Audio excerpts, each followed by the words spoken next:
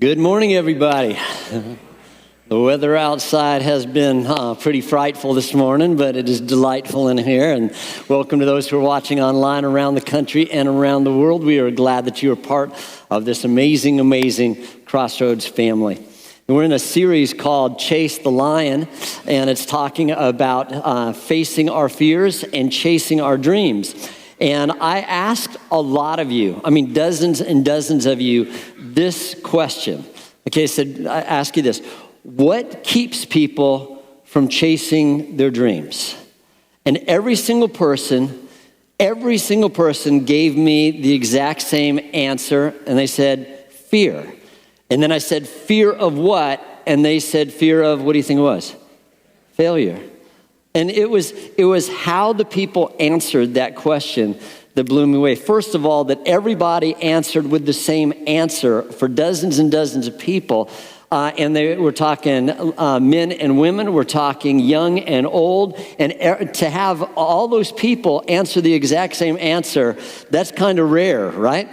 But then they also did this. It was the speed in which they answered. No one said, that's a good question. Nobody said, let me think about that for a second. Every single person answered in a nanosecond, right? And then the other thing is that got me about it, and this is maybe the one that got me the most, is the expression on people's face when they gave me the answer.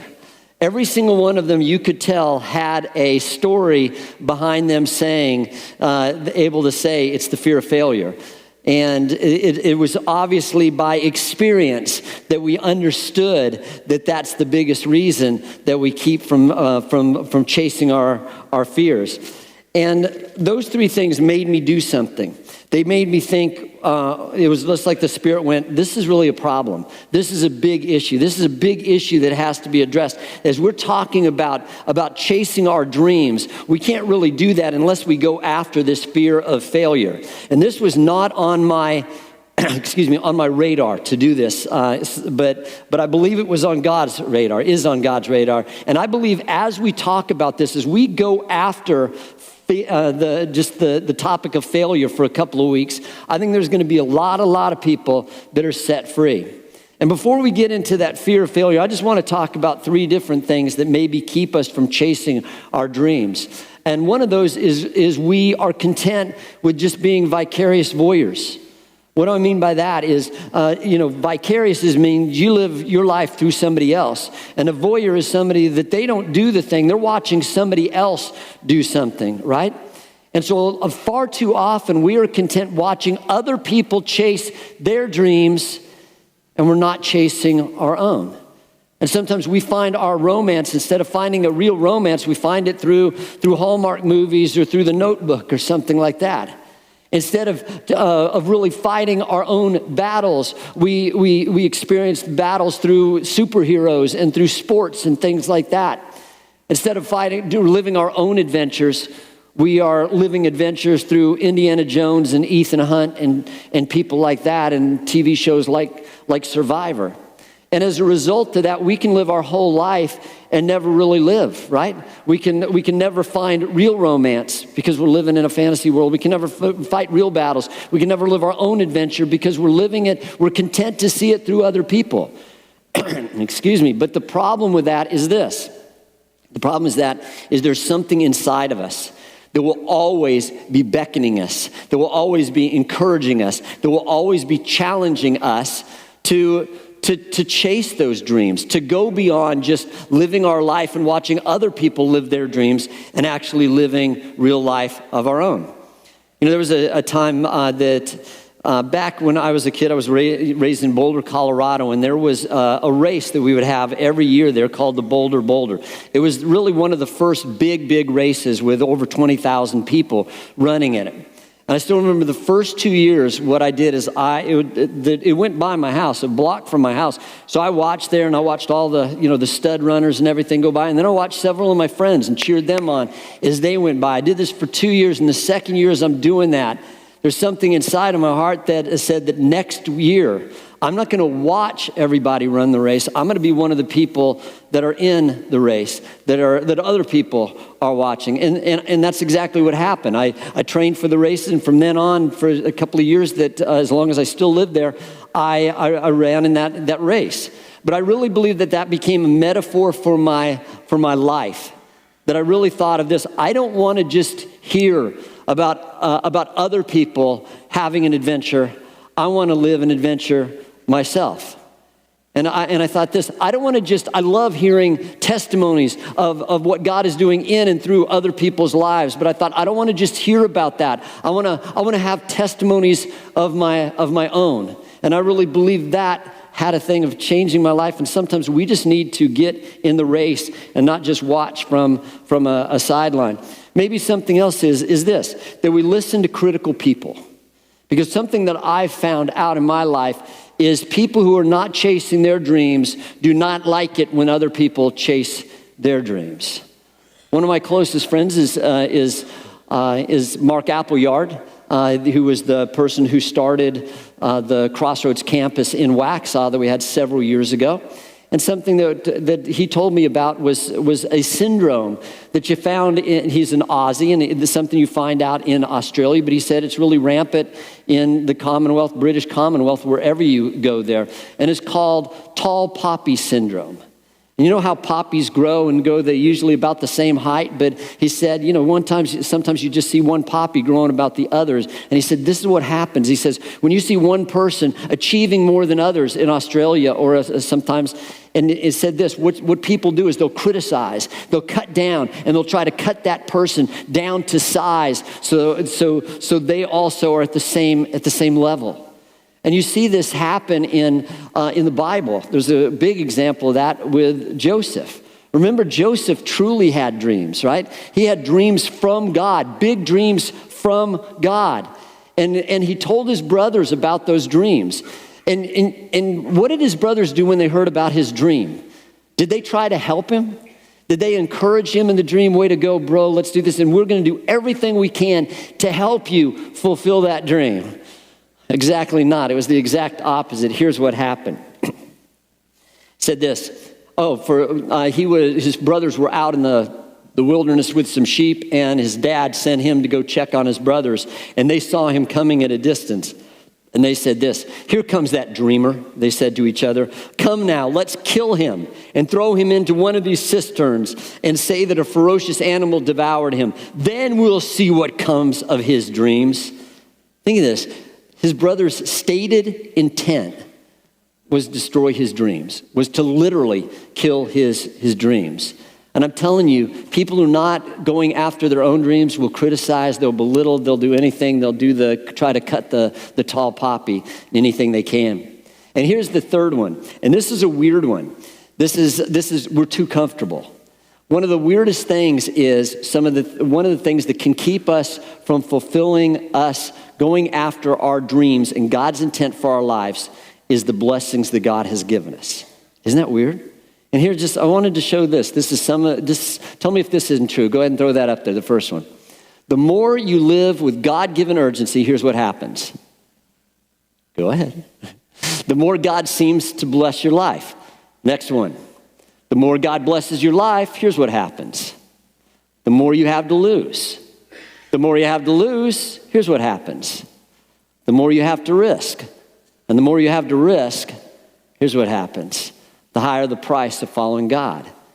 So in other words, a lot of times the blessings of God make it so instead of our passion in our life to fulfill God's call for our life and to passionately go after God, instead what happens is we spend all of our time not risking because we don't want to lose the blessings that God's given us. Isn't that wild?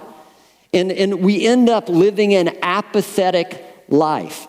I hate that word. I hate the word apathy. You know why? It's because of this. If you break that down, the a part, that in Greek, what that means is against or not. and pathos is passion. So apathy literally means you're living a passionless life, a life without passion. And I absolutely believe with all my heart that that's exactly what the life that God doesn't want us to live as believers. I believe the more we love God, the more we serve God, the more we go after God, here's what we're going to find. We're going to find ourselves living with a purpose and living with a passion for that purpose and going after those things. And another one is we're afraid of failing. That's the one we talked about. Afraid of failing. I remember one time when I was at a camp in Colorado. That's where I became a Christian. I was at a Young Life camp in the mountains of Colorado. And one of the things that they had, one of the events that they had for the camp was a horseback competition. I mean, it's in the middle of Colorado, right? I'm in the mountains. And man, I wanted to sign up for that so bad. I wanted to see how I could do. I wanted to see if I had what it took. But I was afraid to sign up. I was afraid to enter that competition. Why? Because, to be honest, I didn't want to let my team down. It was a team competition. And I didn't want to look bad if I blew it. I'll just be honest with you. And here's what happens. Because I didn't do that, there was another person that came in there, and he didn't do very well, okay? I really believe that I could have done a lot better than this person. But here's the thing. We'll never know, will we? We will never know. Because I chickened out. And by me chickening out, I let my team down. By my fear of not wanting to let my team down, I let my team down. And when I looked at him and I'm watching him have a hard time out there, I'm not thinking, oh, what a jerk at him. I'm thinking, oh, what a jerk for me. Because he was out there giving it his best, and I'm sitting there in the comfort of the seats watching him do that. And I never found out how I would do at that competition. I never found out, whether I had what it took in that competition. Here's the thing in my life: as I look back, I can't think of one time I've ever regretted trying and something, even if I blew it. Because I tried. There was disappointed sometimes, but I never regretted ever in my life as I look back trying to do something and it not working out. But the only times I can regret in my life is the times I never tried to do what I wanted to do or what I knew that I felt called to do. Here's something that I really believe, that every fear that we have, just about, maybe there's a few that would not, but just about every fear that we have is based on a lie somewhere. Somewhere, somehow, you've believed a lie about something, and that's why you have that fear towards that other thing. And so what I want to do this week and then the next couple weeks is I want to look at the lies that Satan gives us about failure, that this world gives us about failure, that keep us from going after our dreams. And the first lie is this: if you fail at something, then you're a failure. That means you're a failure. If you fail at something that you try and you fail at it, that means you're a failure. And let's check the evidence and see if that's true. First of all, I love the Bible that it shows its heroes without filters, right? Because here's the weird thing, man. You can take a picture with a smartphone. You can take a picture and you can put filters on it and you can make an armpit look like Brad Pitt, right? In fact, here's some of theirs. Here's a filter right here. That is Lenny with hair. What do you think about that? There's a reason God took this hair away, isn't there? All right, here's Bobby. There is Paddington Bobby right there. All right, here's one with me. And this is me in the hood right there, and this is me saying faux shizzle, true dad, home slice, don't get up in my grill, right? And here's me without a filter. Go ahead and throw that. All right, there we go. If I was to ask you the question, but I'm saying this, I love that the Bible shows its heroes, warts and all, right? It shows them the things that they did right, it's things that they did wrong. I love that because they failed just like we fail. If I ever ask you the question, what do Abraham and Moses and Rahab and Noah and David all have in common? You'd say, well, they're heroes of our faith. In fact, they're all in the Hebrews chapter 11, which was one of my devotions this morning. That's the hall of faith in there. And they're all in there. But here's the thing. So yeah, Abraham, he's the father of our faith, but he also lied, the Bible shows us at times. We have Moses, that he set the people free, right? But before that, he killed somebody. Rahab protected the 3 spies that went out to Jericho. She's a prostitute, y'all. And then you take a look at Noah. And Noah, because of his righteousness, God spared the world, at least for them, right? But also right afterwards, he got drunk. You got David, who's probably one of the greatest kings that ever lived, a man after God's own heart. You see him killing Goliath, all those things. But you also see him committing adultery with Bathsheba and having her husband killed to try to hide that event. You take a look in the New Testament. You've got Paul. And man, Paul, he wrote half the New Testament. He started churches all around the Mediterranean. You'd be hard pressed to find anybody that ever had a bigger influence for the kingdom of God than Paul did. But also before he became a Christian, he was not only arrested Christians and he imprisoned them, he tortured them and had them killed. And this is something he was able to say about himself in one of his letters in 1 Timothy. Here's a trustworthy saying that deserves full acceptance. Jesus Christ came into this world to save sinners, of whom I'm the worst. I don't know about you, but there's times I think I could put my own name in there and say that about there. Paul failed times, sometimes epically, and yet none of us would call him a failure. Before I look at another thing, I want to ask you this question. This is for the parents, okay? How many of you lost track of your kids at least one time in your life? Raise your hand. My hand is going up. God bless you. The rest of you are liars and you know it.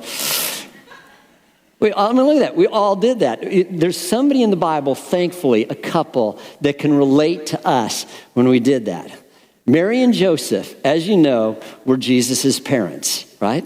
They were Jesus' parents, and there's only one account of Jesus, of what happened to him between his birth at Christmas time and when he started his ministry. Here's the story right here. Every year, Jesus' parents went to Jerusalem for the festival of the Passover. When he was 12 years old, he went up to the festival according to the custom. After the festival was over, while his parents were returning home, the boy Jesus stayed behind in Jerusalem, but they were unaware of it. Thinking he was in their company, they traveled on for a day. Then they began looking for him among the relatives and friends. When they did not find him, they went back to Jerusalem to look for him. After 3 days, they found him in the temple court, sitting among the teachers, listening to them and asking them questions. Now, maybe you're sitting here thinking, no, how in the world could they not know he wasn't part of that trip back from Jerusalem to Nazareth, which was about a 7-day trip? Well, here's the reason. He was 12 years old, right?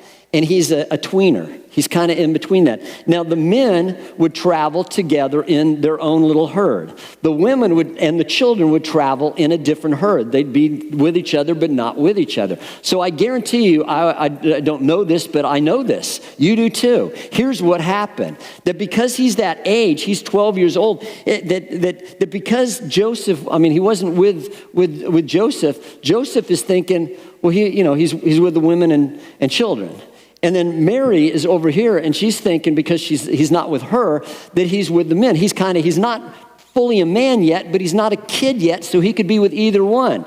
Now imagine when they got together, and one of them said this. One of them said, hey, where's Jesus?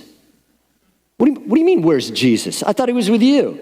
He's not with me. I thought he was with you. He's not with me. And then the look on the face right now of what happened when they realized that Jesus wasn't with either one of them.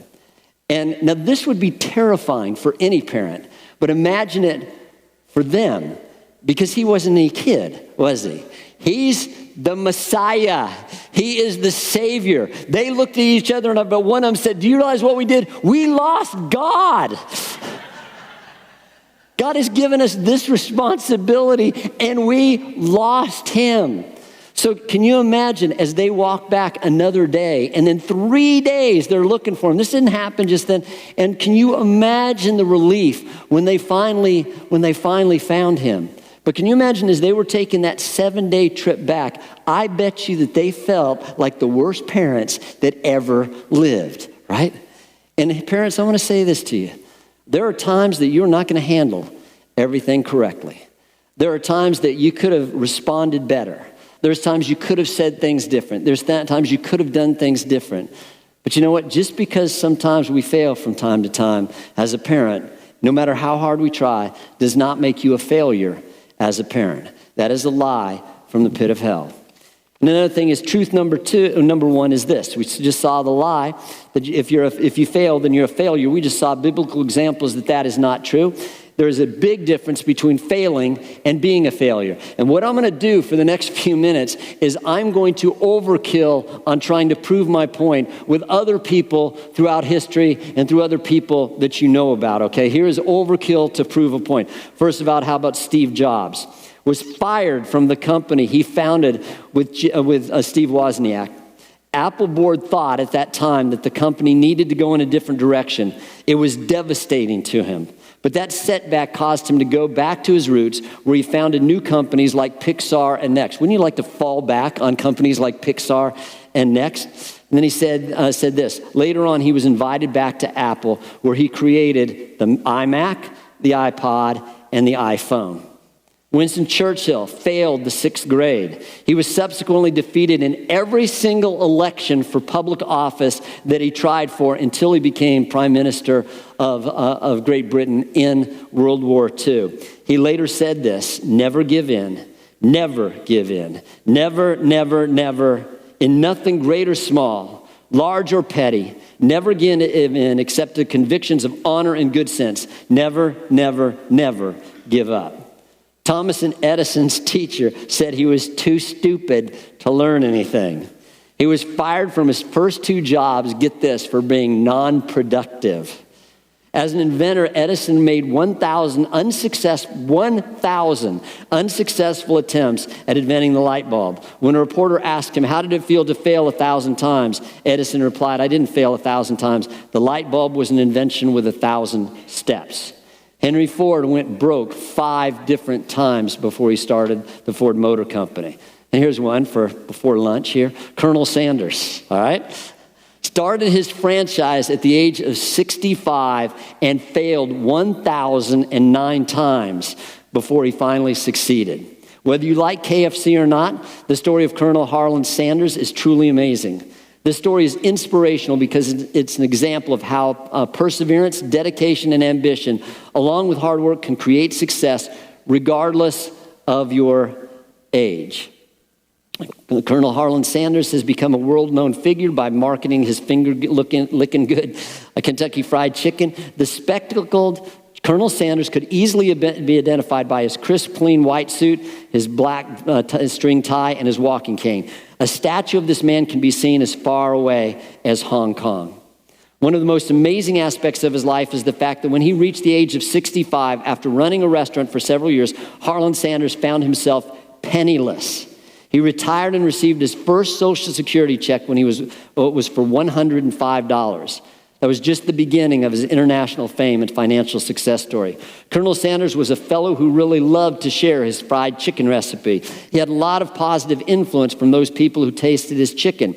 Now the Colonel was retired and up in age, and while most people believed in the sanctimony of retirement, the Colonel opted to sell the world on his cool new chicken recipe.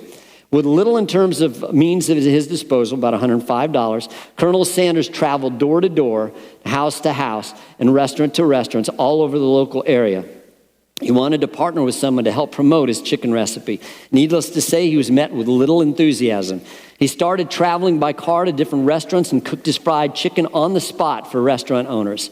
If the owner liked the chicken, he would enter into a handshake agreement to sell the Colonel's chicken. Legend has it that the Colonel Sanders heard 1,009 no's before he heard his very first yes.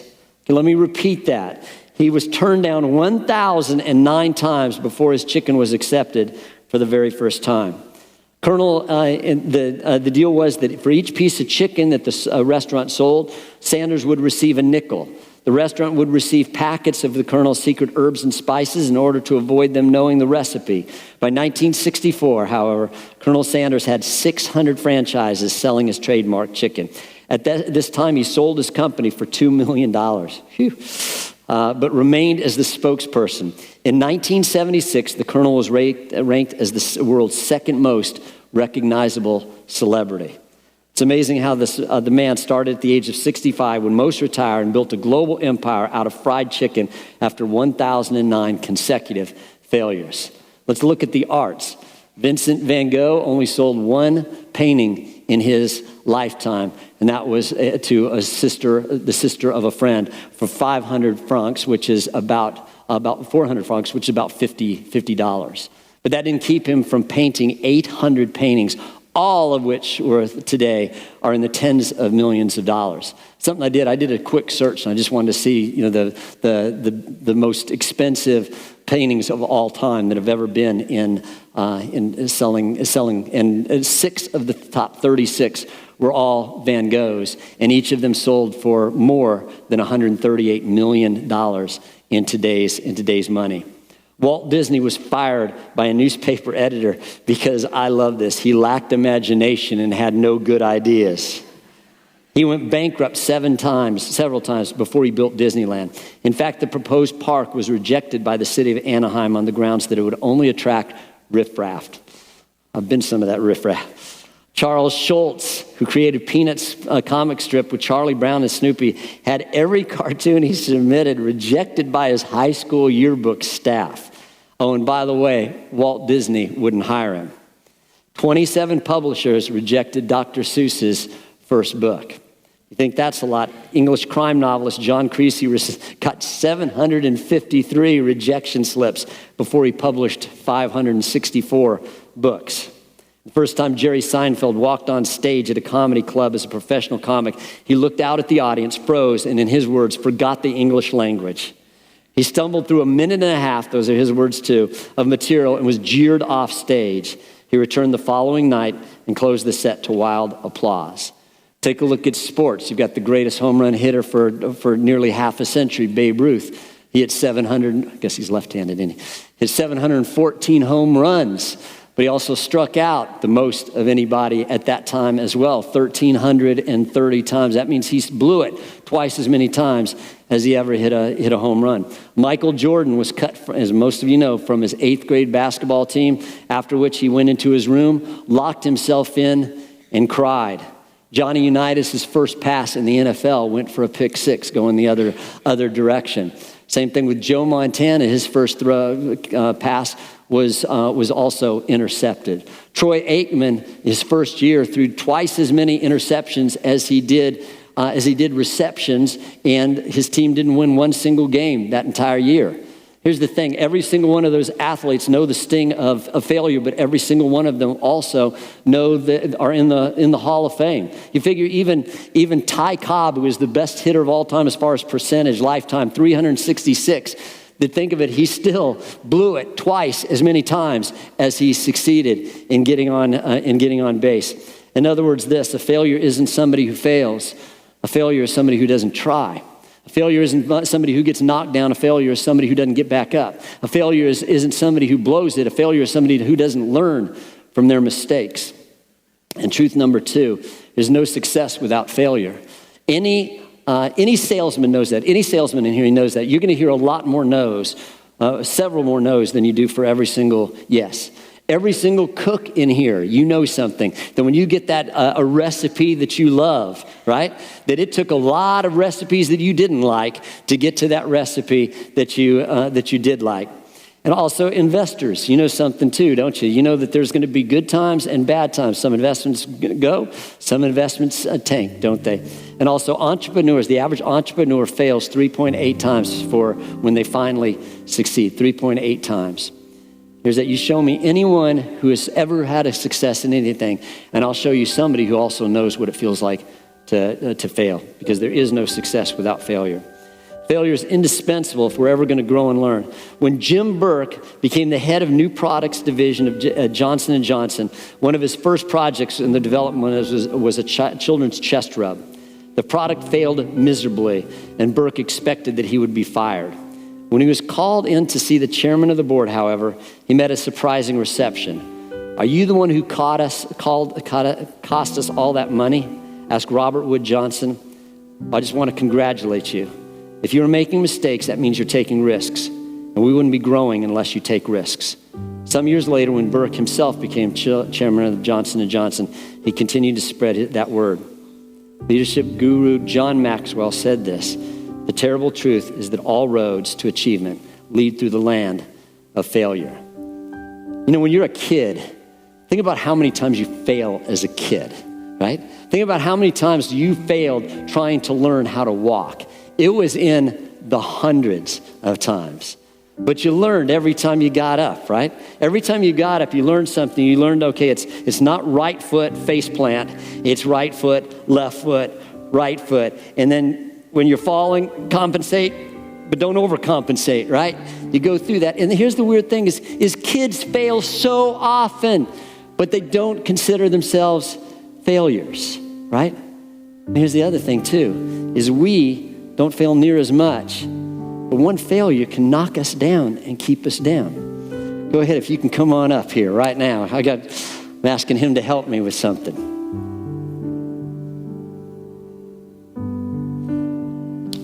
It's a $20 bill. You want it? How about now? You still want it? There's some dirt over here. All right, I'm gonna put this thing in a little bit of dirt, mess it up a little. You still want this thing?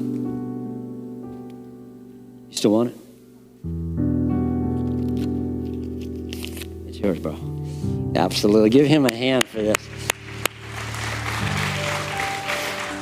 What I want to show is this.